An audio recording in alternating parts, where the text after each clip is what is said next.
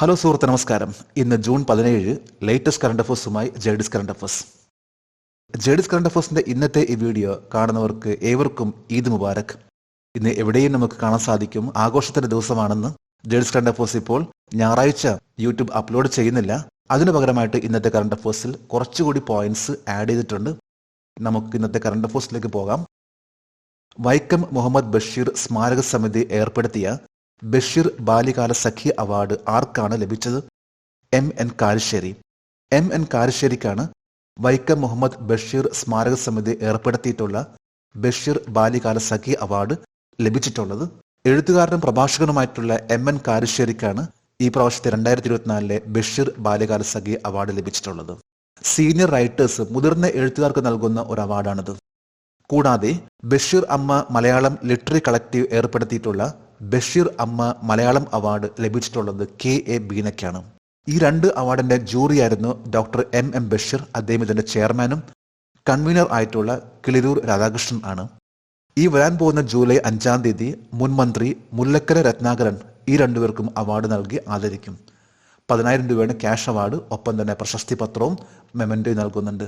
ബഷീർ ബാല്യകാല സഖി award M.N. കാരശ്ശേരിക്കും Basheer അമ്മ Malayalam award K.A. ബീനയ്ക്കും. 15 സ്വാതന്ത്ര്യ സമര സേനാനികളുടെ പ്രതിമകൾ സ്ഥാപിക്കുന്ന പ്രേരണ സ്ഥലം ഏത് സ്ഥലത്താണ് വൈസ് പ്രസിഡന്റ് ജഗ്ദീപ് ധങ്കർ ഉദ്ഘാടനം ചെയ്തത്? Parliament house. പാർലമെന്റ് ഹൗസിലാണ് 15 സ്വാതന്ത്ര്യ സമര സേനാനികളുടെ പ്രതിമകൾ സ്ഥാപിക്കുന്ന പ്രേരണ സ്ഥലം Indian vice president Jagdeep Dhankhar ഉദ്ഘാടനം ചെയ്തിട്ടുള്ളത്. ഈ കഴിഞ്ഞ ജൂൺ 16-ാം തീയതിയാണ് പ്രേരണ സ്ഥൽ പാർലമെന്റ് ഹൗസിലെ വളപ്പിൽ ഉദ്ഘാടനം ചെയ്തിട്ടുള്ളത്. പാർലമെന്റ് ഹൗസിൽ പല സ്ഥലങ്ങളിലായിട്ടുള്ള ഈ പ്രതിമകളെയാണ് ഒരുമിച്ച് ഒരു സ്ഥലത്ത് ഏകോപിച്ചുകൊണ്ട് ഈ ഒരു പ്രേരണ സ്ഥൽ എന്ന ഒരു പുതിയൊരു കാര്യം, അതായത് പ്രേരണ സ്ഥൽ, ഇത് സ്ഥാപിച്ചിട്ടുള്ളത്. ഇതിന്റെ ഉദ്ഘാടനമായിരുന്നു vice president Jagdeep Dhankhar. Mahatma Gandhi, B.R. Ambedkar, മുൻ ഡെപ്യൂട്ടി പ്രൈം മിനിസ്റ്റർ ദേവിലാൽ അടങ്ങുന്ന ഒപ്പം തന്നെ മറ്റ് 12 വളരെ പ്രധാനപ്പെട്ട വ്യക്തികളുടെ പ്രതിമകൾ ആണ് പ്രേരണ സ്ഥലത്ത് ഇപ്പോൾ സ്ഥാപിക്കുന്നത്. പ്രേരണ സ്ഥൽ ഉള്ളത് പാർലമെന്റ് ഹൗസിലാണ്. ഇതിന്റെ ഉദ്ഘാടനം നടത്തിയിട്ടുള്ളത് വൈസ് പ്രസിഡന്റ് ജഗ്ദീപ് ധങ്കർ. 18ാമത് മുംബൈ അന്താരാഷ്ട്ര ചലച്ചിത്ര മേളയിൽ ഡോക് ഫിലിം ബസാർ ഉദ്ഘാടനം ചെയ്തത് ആരാണ്? അപൂർവ ബക്ഷി. 18ാമത്തെ മുംബൈ അന്താരാഷ്ട്ര ഫിലിം ഫെസ്റ്റിവൽ നടന്നുകൊണ്ടിരിക്കുകയാണ്. ഇത് മുംബൈയിൽ ഇപ്പോൾ 6 ദിവസത്തെ ഒരു പ്രോഗ്രാം ആണ് ഈ ഫിലിം ഫെസ്റ്റിവൽ. ഇതിൽ ഡോക് ഫിലിം ബസാർ ഉദ്ഘാടനം ചെയ്തിട്ടുള്ളത് അപൂർവ ബക്ഷിയാണ്. പ്രശസ്ത ഫിലിം പ്രൊഡ്യൂസർ ആയിട്ടുള്ള അപൂർവ ബക്ഷി ഇന്നലെ ജൂൺ 16-നാണ് ഡോക് ഫിലിം ബസാർ ഉദ്ഘാടനം ചെയ്തിട്ടുള്ളത്. അപൂർവ ബക്ഷിയെ കുറിച്ച് പറയുകയാണെങ്കിൽ ഇവർ ഡൽഹി ക്രൈംസ് എന്ന വെബ് സീരീസിന്റെ പ്രൊഡ്യൂസറാണ്. ഒപ്പം NFDC, അതായത് നാഷണൽ ഫിലിം ഡെവലപ്മെന്റ് കോർപ്പറേഷന്റെ ഫെസ്റ്റിവൽ ഡയറക്ടറായിട്ടുള്ള മുംബൈ പൃഥുൽ കുമാർ ഈ ഒരു വേളയിൽ പങ്കെടുത്തിരുന്നു.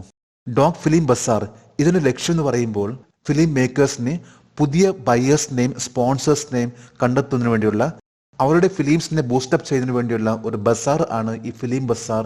അതിന്റെ ഉദ്ഘാടനമാണ് ജൂൺ 16-ന് അപൂർവ ബക്ഷി നടത്തിയിട്ടുള്ളത്. അതായത് ഫിലിം മേഖലയിലേക്ക് കൂടുതൽ ബൂസ്റ്റപ്പിന് വേണ്ടിയുള്ള ഒരു മാർക്കറ്റ് കണ്ടെത്തുക എന്നതുകൂടിയാണ് ഇതുകൊണ്ട് ലക്ഷ്യം കാണുന്നത്.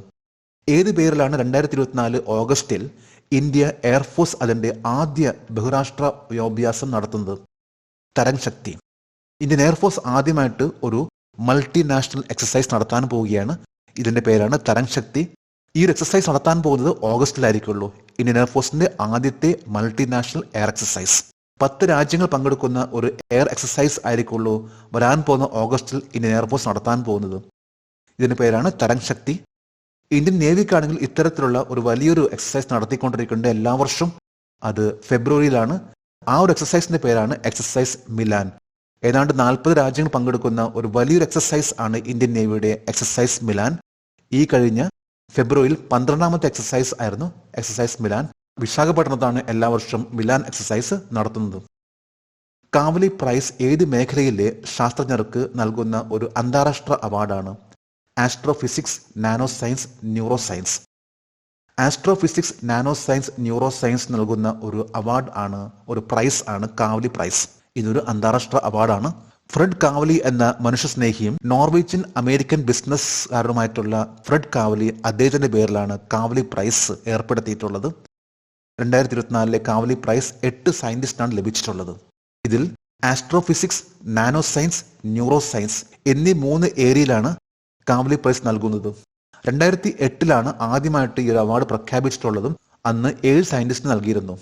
ഇന്നിപ്പോൾ ഏതാണ്ട് 73 സയന്റിസ്റ്റിനാണ് ഇത്തരത്തിലുള്ള അവാർഡ് നൽകിയിട്ടുള്ളത് 19 രാജ്യങ്ങളിൽ നിന്നായിട്ട്. 2024 ബ്രിക്സ് ഗെയിംസിൽ ഇന്ത്യ ആദ്യ മെഡൽ നേടിയത് ഏത് ഇനത്തിലാണ്? വനിതാ ടേബിൾ ടെന്നീസ്. 2024 ബ്രിക്സ് ഗെയിംസ് നടന്നുകൊണ്ടിരിക്കുകയാണ്. ഇതിൽ ആദ്യത്തെ മെഡൽ ലഭിച്ചത് വനിതാ ടേബിൾ ടെന്നീസിലാണ്. ബ്രിക്സ് എന്ന് നമുക്കറിയാം, Brazil, Russia, India, China, south Africa, ഈ 5 രാജ്യങ്ങൾ അടങ്ങുന്ന ഒരു ഓർഗനൈസേഷൻ ആണ് ബ്രിക്സ്. എന്നാൽ ഇപ്പോൾ ലേറ്റസ്റ്റ് ആയിട്ട് മറ്റ് 5 രാജ്യങ്ങൾ കൂടി ഇപ്പോൾ ഇതിന്റെ ഭാഗമായിട്ടുണ്ട്. ബ്രിക്സിന്റെ ഗെയിംസ് ഇപ്പോൾ നടന്നുകൊണ്ടിരിക്കുന്നു. ഇതിൽ റഷ്യയിലെ കസാൻ എന്ന സ്ഥലത്താണ് ബ്രിക്സ് ഗെയിം നടന്നുകൊണ്ടിരിക്കുന്നത്. ഇതിൽ ആദ്യത്തെ മെഡൽ ആണ് ഇന്ത്യക്ക് ലഭിച്ചിട്ടുള്ളത്. ബ്രോൺസ് ആണ് ലഭിച്ചിട്ടുള്ളത്. പോയ്മാന്തി ബൈസ്യ, മോഹമ്മദി ദത്ത, യാഷിനി ശിവശങ്കർ എന്നീ 3 പേർക്കാണ് ബ്രോൺസ് മെഡൽ ലഭിച്ചിട്ടുള്ളത്. ഈ കഴിഞ്ഞ ജൂൺ 12 മുതൽ 23 വരെയാണ് റഷ്യയിലെ കസാൻ എന്ന സ്ഥലത്ത് ബ്രിക്സ് ഗെയിം നടന്നുകൊണ്ടിരിക്കുന്നത്. വിവിധ രാജ്യങ്ങൾക്കിടയിൽ ഇന്ത്യ സ്വന്തം നിലയിൽ ആഴക്കടൽ ദൗത്യത്തിൽ ഏത് സ്ഥാനത്താണ് സ്ഥാപിച്ചത്? 6ാമത്തെ രാജ്യം. ഇന്ത്യയുടെ ഡീപ് സീ മിഷൻ ഇപ്പോൾ ഏറ്റവും ടോപ്പ് ലെവലിൽ വന്നുകൊണ്ടിരിക്കുകയാണ്. ഇന്ത്യ ആ ഒരു മേഖലയിൽ അത്രയ്ക്ക് പവർഫുൾ ആയിരുന്നില്ല. എന്നാൽ ഇപ്പോൾ ഇന്ത്യ ആ ഒരു മേഖലയിൽ ഇപ്പോൾ 6ാമത്തെ രാജ്യമായിട്ട് മാറിക്കൊണ്ടിരിക്കുകയാണ്. ഡീപ് മിഷനെ കുറിച്ച് ഇക്കാര്യം അറിയിച്ചിട്ടുള്ളത് union minister doctor Jitendra Singh ആണ്. അതായത് 6000 മീറ്റർ അടിയിൽ സമുദ്രത്തിൽ നടത്താൻ പോകുന്ന പരീക്ഷണം, മത്സ്യാൻ 6000 എന്ന പേരിൽ നടത്താൻ പോകുന്ന പരീക്ഷണം, ഇതിന്റെ പുറകിൽ നിൽക്കുന്ന സംഘടനയാണ് national institute of ocean technology, NIOT. ഇപ്പൊ NIOTയുടെ മത്സ്യാൻ 6000 എന്ന ഈ ഒരു മിഷൻ ഇന്ത്യ സെപ്റ്റംബർ 2024 ഇതിന്റെ ആദ്യത്തെ ട്രയൽ റൺ നടത്തും. 2026 കൂടി ഇതിന്റെ ട്രയൽ റൺ പൂർത്തിയാക്കും എന്ന പ്രതീക്ഷയിലാണ് ഇന്ത്യ. ഇതിന്റെ പുറകിൽ നിൽക്കുന്ന ഏജൻസിയാണ് national institute of ocean technology. ഇതിനെ ഈ ഡീപ് മിഷന് വേണ്ടി സഹായിക്കുന്ന ഓർഗനൈസേഷൻ ആണ് ISRO. ഈ മിഷന് വേണ്ടി ഉപയോഗിക്കുന്ന പേടകം ഇതിനെ ടൈറ്റാനിയം കൊണ്ട് പൊതിഞ്ഞിട്ടുള്ള ഒന്നായിരിക്കുള്ളൂ. കാരണം ഏത് തരത്തിലുള്ള പ്രഷറിനെ ഹാൻഡിൽ ചെയ്യാൻ സാധിക്കുന്ന രീതിയിലുള്ള വളരെ സ്ട്രോങ് ആയിട്ടുള്ള ബോഡി ആയിരിക്കണം ഈ ഡീപ് മിഷൻ ഉപയോഗിക്കുന്ന ഈ വാഹനത്തിന്. അപ്പൊ ആ വാഹനത്തിന് ഉപയോഗിക്കാൻ പോകുന്ന ഒന്നാണ് ടൈറ്റാനിയം ഹൾ. അത് നൽകാൻ പോകുന്നത് ISRO ആണ്. സമുദ്രത്തിന്റെ അടിത്തട്ടിലോട്ട് പോകുന്തോറും അതിന്റെ പ്രഷർ എന്ന് പറയുമ്പോൾ ഒരിക്കലും ചിന്തിക്കാൻ പോലും പറ്റാത്ത ലെവലിലേക്കാണ്. അതുകൊണ്ട് തന്നെ പലപ്പോഴും അന്തർവാഹിനികൾ പോലും ഒരു പരിധി കഴിഞ്ഞാൽ പിന്നെ താഴോട്ട് പോകാറില്ല. കാരണം അത്ര പ്രഷർ ചിലപ്പോഴേക്ക് ഈ അന്തർവാഹിനി കപ്പലിന് താങ്ങാൻ സാധിക്കാത്ത ലെവലിലുള്ള പ്രഷർ ആയിരിക്കുള്ളൂ. അതിനെ താങ്ങാൻ സാധിക്കുന്ന രീതിയിലുള്ള മെറ്റീരിയൽസ് ആയിരിക്കുള്ളൂ ISRO ഇപ്പോൾ നൽകാൻ പോകുന്നത്. ഏത് പാർട്ടിയുമായുള്ള സഖ്യ കരാറിന് ശേഷം ദക്ഷിണാഫ്രിക്കയിലെ സിറിൽ റാമഫോസ വീണ്ടും പ്രസിഡന്റായി തിരഞ്ഞെടുക്കപ്പെട്ടു? Democratic alliance. ഡെമോക്രാറ്റിക് അലയൻസുമായിട്ടുള്ള സഖ്യത്തിൽ സൗത്ത് ആഫ്രിക്കയിലെ സിറിൽ റാമഫോസ വീണ്ടും അവിടുത്തെ പ്രസിഡന്റായിട്ട് സ്ഥാനം ഏറ്റെടുക്കുകയാണ്. ആഫ്രിക്കൻ നാഷണൽ കോൺഗ്രസിന് ഈ കഴിഞ്ഞ മെയ് 29 നടന്നിട്ടുള്ള ഇലക്ഷനിൽ ഭൂരിപക്ഷം നഷ്ടപ്പെട്ടു. അതിന്റെ ഭാഗമായിട്ട് ANC, അതായത് African national Congress, democratic alliance ആയിട്ട് സഖ്യത്തിൽ ഏർപ്പെടുകയും വീണ്ടും ആഫ്രിക്കയുടെ പ്രസിഡന്റ് ആയിട്ടുള്ള സിറിൽ റാമഫോസ 2ാമത്തെ പ്രാവശ്യം ഓഫീസിൽ സ്ഥാനം ഏറ്റെടുക്കാൻ പോവുകയാണ്. 2024 പുരുഷന്മാരുടെ ഓസ്ട്രേലിയൻ ഓപ്പൺ ബാഡ്മിന്റൺ ചാമ്പ്യൻ ആരാണ്? Lee Zii Jia. ഇപ്പൊ ലീ സി ജിയാം 2024 പുരുഷന്മാരുടെ മെൻസ് ഓസ്ട്രേലിയൻ ഓപ്പൺ ചാമ്പ്യൻഷിപ്പ് വിജയിച്ചു.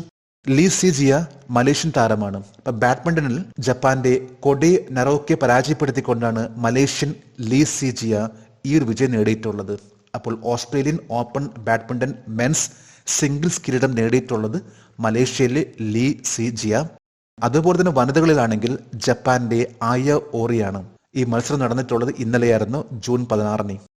ഈ കഴിഞ്ഞ ദിവസത്തെ കറണ്ട് അഫയേഴ്സിലെ ഒരു ചോദ്യമായിരുന്നു, അതായത് കവാച്ച് സാങ്കേതിക വിദ്യ ഏത് മേഖലയുമായി ബന്ധപ്പെട്ടിരിക്കുന്നു? ഇതിന്റെ ഉത്തരം റെയിൽവേ. കവാച്ച് ടെക്നോളജി, അത് റെയിൽവേയിൽ അപകടങ്ങൾ കുറയ്ക്കുന്നതിന് വേണ്ടിയുള്ള ഒരു പുതിയ ടെക്നോളജിയാണ്. ഇപ്പോൾ അത് പ്രാവർത്തികമായിക്കൊണ്ടിരിക്കുകയാണ്. ഏതാണ്ട് 2000 കിലോമീറ്ററോളം ഇപ്പോൾ കവാച്ച് എന്ന ഈ ലേറ്റസ്റ്റ് ആയിട്ടുള്ള ടെക്നോളജി ഇപ്പോൾ ഉപയോഗിച്ചുകൊണ്ടിരിക്കുന്നു. ഇത് റെയിൽവേയുടെ ഒരു ആക്സിഡന്റ് ഒഴിവാക്കുന്നതിന് വേണ്ടിയുള്ള ഒരു സിസ്റ്റമാണ്. ഇപ്പൊ ജെഡിസ് കറണ്ട് അഫയേഴ്സിന്റെ ഈ ചോദ്യത്തിന് മറുപടി നൽകിയിട്ടുള്ള ഓരോരുത്തർക്കും ജെഡിസ് കറണ്ട് അഫയേഴ്സിന്റെ ആശംസകൾ. നമുക്ക് ഇന്നത്തെ കറണ്ട് അഫയേഴ്സ് ഒന്നുകൂടി റിവൈസ് ചെയ്യാം. വൈക്കം മുഹമ്മദ് ബഷീർ സ്മാരക സമിതി ഏർപ്പെടുത്തിയ ബഷീർ ബാല്യകാല സഖി അവാർഡ് ആർക്കാണ് ലഭിച്ചത്? MN കാരശ്ശേരി. 15 സ്വാതന്ത്ര്യ സമര സേനാനികളുടെ പ്രതിമകൾ സ്ഥാപിക്കുന്ന പ്രേരണ സ്ഥലം ഏത് സ്ഥലത്താണ് വൈസ് പ്രസിഡന്റ് ജഗ്ദീപ് ധങ്കർ ഉദ്ഘാടനം ചെയ്തത്? Parliament house. 18ാമത് മുംബൈ അന്താരാഷ്ട്ര ചലച്ചിത്രമേളയിൽ ഡോഗ് ഫിലിം ബസാർ ഉദ്ഘാടനം ചെയ്തത് ആരാണ്? അപൂർവ ബക്ഷി. ഏത് പേരിലാണ് 2024 ഓഗസ്റ്റിൽ ഇന്ത്യൻ എയർഫോഴ്സ് അതിന്റെ ആദ്യ ബഹുരാഷ്ട്ര വ്യോമാഭ്യാസം നടത്തുന്നത്? തരംഗ് ശക്തി. കാവലി പ്രൈസ് ഏത് മേഖലയിലെ ശാസ്ത്രജ്ഞർക്ക് നൽകുന്ന ഒരു അന്താരാഷ്ട്ര അവാർഡാണ്? Astrophysics, nano physics, neuro science. 2024 BRICS ഗെയിംസിൽ ഇന്ത്യ ആദ്യ മെഡൽ നേടിയത് ഏത് ഇനത്തിലാണ്? വനിതാ ടേബിൾ ടെന്നീസ്. വിവിധ രാജ്യങ്ങൾക്കിടയിൽ ഇന്ത്യ സ്വന്തം നിലയിൽ ആഴക്കടൽ ദൗത്യത്തിൽ ഏത് സ്ഥാനത്താണ് സ്ഥാപിച്ചത്? 6ാമത്തെ രാജ്യം. ഏത് പാർട്ടിയുമായുള്ള സഖ്യകരാറിന് ശേഷം ദക്ഷിണാഫ്രിക്കയിലെ സിറിൽ റാമഫോസ വീണ്ടും പ്രസിഡന്റായി തിരഞ്ഞെടുക്കപ്പെട്ടു? Democratic alliance. 2024 പുരുഷന്മാരുടെ ഓസ്ട്രേലിയൻ ഓപ്പൺ ബാഡ്മിന്റൺ ചാമ്പ്യൻ ആരാണ്? Lee Zii Jia. ഇന്ന് ജൂൺ 17. ഇന്നത്തെ കറണ്ട് അഫയേഴ്സിലെ ഒരു ചോദ്യമാണ്: which country organised the exercise red flag 2024? ഏത് രാജ്യമാണ് റെഡ് ഫ്ലാഗ് 2024 അഭ്യാസം സംഘടിപ്പിച്ചത്? 3 ഓപ്ഷൻസ് ആണ് നൽകിയിട്ടുള്ളത്. ഈ ചോദ്യത്തിന്റെ ഉത്തരം അറിയാമെങ്കിൽ ഇന്നത്തെ കറണ്ട് അഫയേഴ്സിന്റെ കമന്റ് ബോക്സിൽ രേഖപ്പെടുത്തുവാൻ അഭ്യർത്ഥിക്കുന്നു. നാളത്തെ കറണ്ട് അഫയേഴ്സിൽ ഇതിന്റെ ഉത്തരം ഉണ്ടായിരിക്കും. ഏറ്റവും ലേറ്റസ്റ്റ് ആയിട്ടുള്ള കറണ്ട് അഫയേഴ്സ് ആണ് ജേഡിസ് കറണ്ട് അഫയേഴ്സ് നൽകിയിട്ടുള്ളത്. ജേഡിസ് കറണ്ട് അഫയേഴ്സിന്റെ ഇന്നത്തെ ഈ വീഡിയോ കണ്ടിട്ട് ഇഷ്ടപ്പെടുകയാണെങ്കിൽ ഈ ചാനൽ സബ്സ്ക്രൈബ് ചെയ്യാനും ഷെയർ ചെയ്യാനും മറക്കരുത്. നമുക്ക് നാളെ വീണ്ടും പുതിയ കറണ്ട് അഫയേഴ്സുമായിട്ട് കാണാം. Thank you very much.